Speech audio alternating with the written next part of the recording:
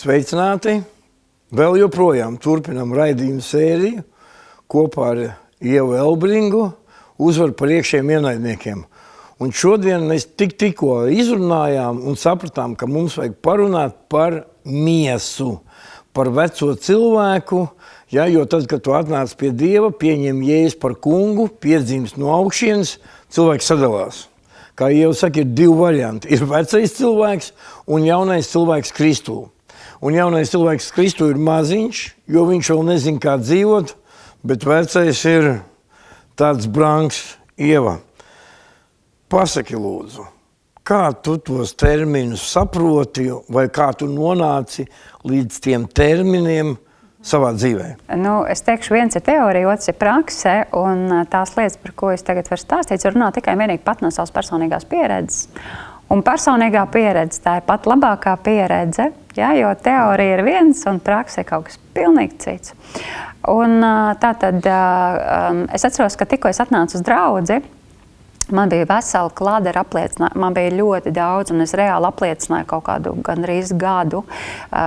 Visus tos apliecinājums kaut kāds 6 lapas, un tur bija viens apliecinājums, kas svētā gara spēkā es daru galu miesas darbībai. Jā, tāds ir. Un tātad es apliecināju šo Dievu vārdu ilgstoši.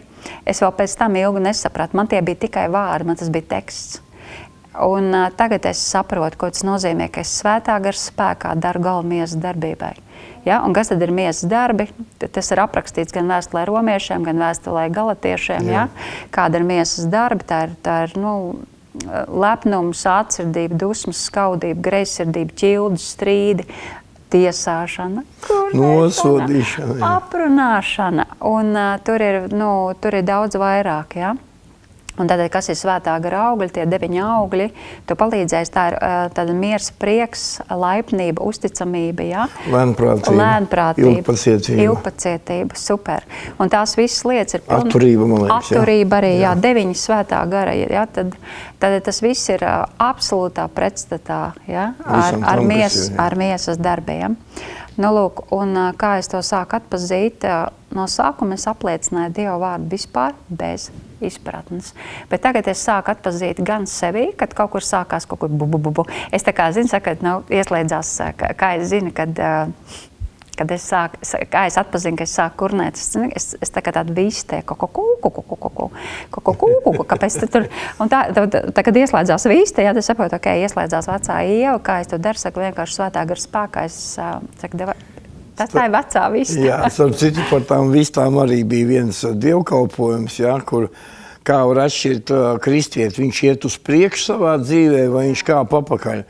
Un tur tas mācītājs pieminēja, ka vista, viņa, kad meklē tārpiņas, viņa galvu iebāž sūdos, teiksim tā, ja? Un tad ar to kašājās tur un ar dibenu iet uz aizmuguri, tā kā uz priekšu, a galva tanīs kakās, ja? Un tas no malas tā izskatījās ārprāts, kad iedomājies, tā mēs tā darām, kad mēs iebāžam galvu tanīs savos personīgajos mēslos, ja? Paši esam pieliekušies un ar dibeni stutējam uz priekšu, ja? A galvu rakājamies kaut kādās kakās. Tas ir tā asociācija, ko tu teici, ka ja varētu tā salīdzināt, ka vista tā ir miesa, ja? Un Dievs grib, lai mēs esam tie ērgļi, ja? Kas lido, pie kam ērglis ir unikāls putns, ja? Unikāls putns, kas var lidot augstāk par jebkuru, un arī Jāņa evaņģēlijas simbols ir ērglis, ja? Un Dievs grib, lai mēs esam šie ērgļi, nevis viss, kas kapājas pa mēsliem, bet teikšu, kā ir, man pagāja ilgs laiks, kamēr es sapratu, kad es mēdz būt vista, kas kapājās pa mēsliem. Kaut gan mana identitāte ir būt ērglim, kas lido tur visaugstāk pāri visiem mākoņiem. Man pasaka, kā tu kā ērglis nonāc līdz mēslu čupai? Jā, no sākuma, mēslu čupai. Bija ļoti pierasts rakņāties sevī, Jā, man bija tuvu kaut kur psiholoģija un tās lietas, un tas ir tas dvēseliskais, jā, kapāties, jā, kā tur kāds man kaut ko izdarījis, bet es nevaru, arī citu veids, kā atrunāties, jā.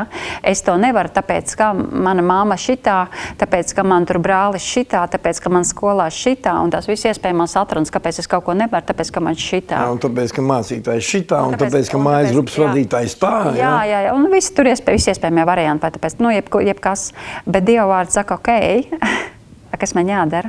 Pārvērtieties, atjaunot viens savā garā. Ja? Un tā tad tā ir tā pārvērtība no vistas kļūt par ērgli. Kā? Atkal caur Dieva vārdu. Kad jūs ieraudzīt, tad jūs atzīsiet patiesību, un patiesība darīs jūs brīvus. Tātad, lai es ieraudzītu, man ir jāierauga, bet es tagad kurnu, bet es tagad kaut kur paaugsnos, es tagad tiesāju nosodu, ja?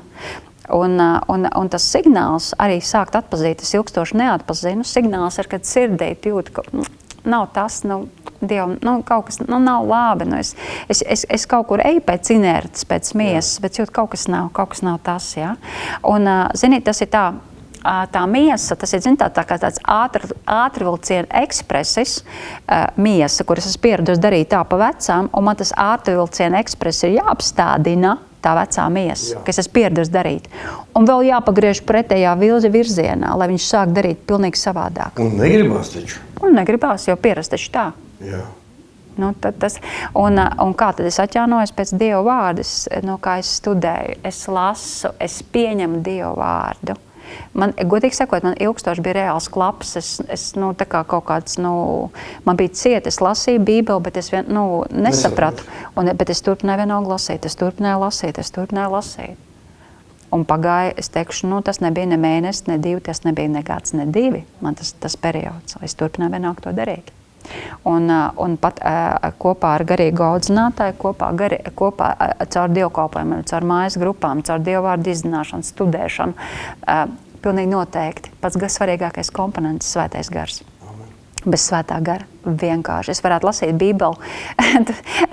Es viņu varētu iemācīties visu no galvas, jo Svētais gars viņu neatdzīvina, jā?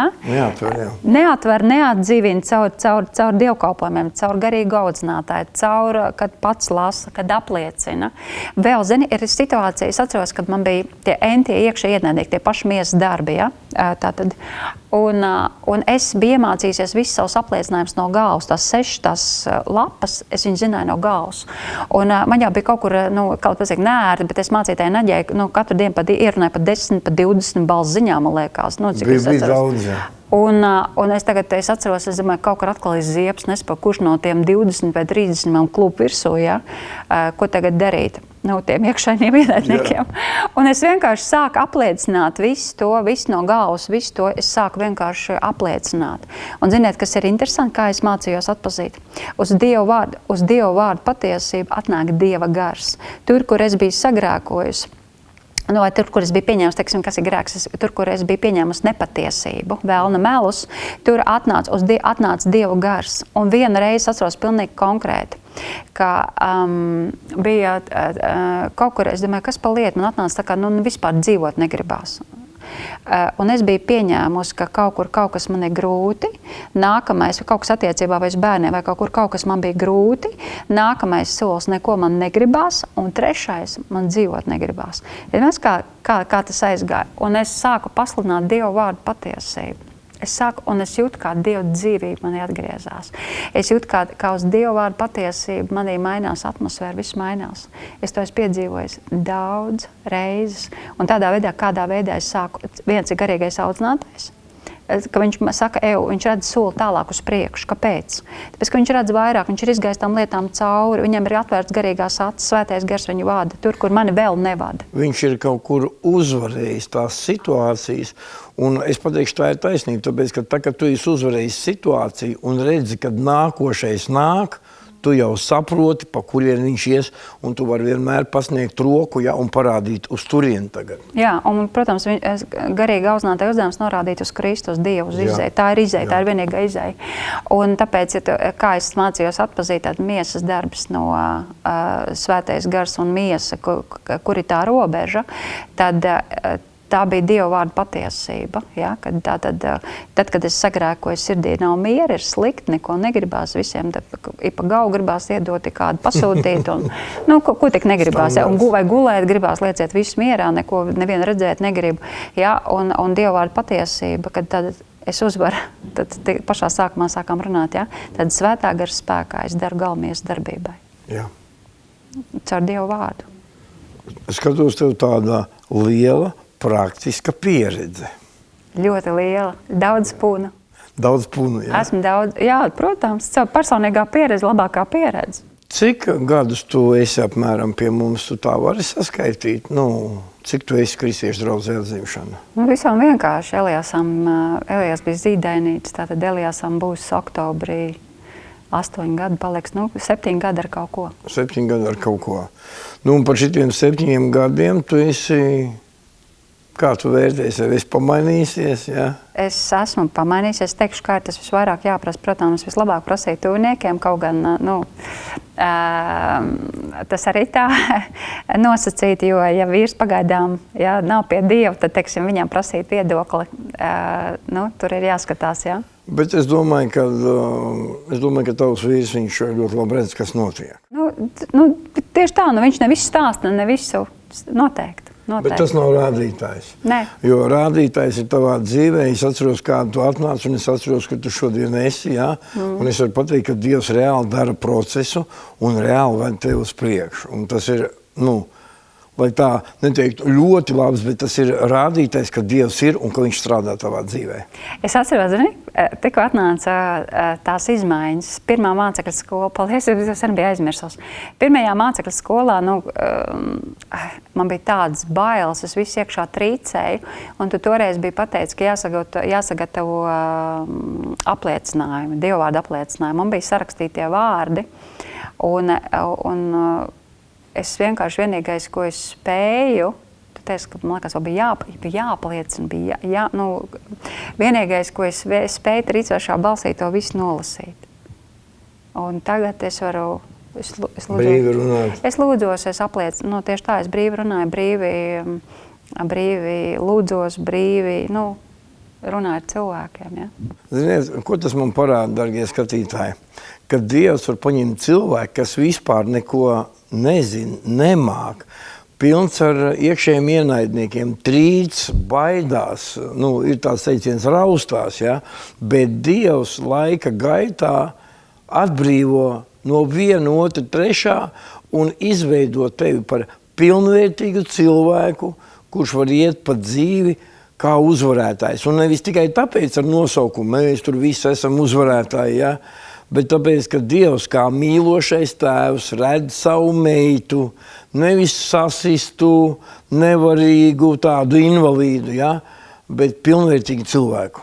Ko tu teiksi? Pilnīgi noteikti. Atnāca asociācija. Atceries Dāvids, ja, ka tad, kad Dāvids bēga no Saula un viņam pievienojās tur tādi, kas tur bija depresijās, parādos, ja, un beigās viņi visi kļuva par vareniem izciliem karotājiem. Ja. Tas ir tas, ko Dievs dara, un Dievs neizvēlās perfektus. Viņam nevajag perfektus. Viņš nemeklē ideāls, viņš meklē tieši nevarīgos, nespēcīgos, tādus, ko varētu teikt, ko pasaule bieži vien uzskata par atkritumiem. Jā, viņus atstum vienkārši. Jā, kā nederīgs vai es dzīvēs darīju arī, teiksim, tādas svarīgas darbus, bet savā sirdī jutos kaut kur kā tieši tā, kā nederīga, atstumt un tā. Un Dievs redz mūsu sirds, jā.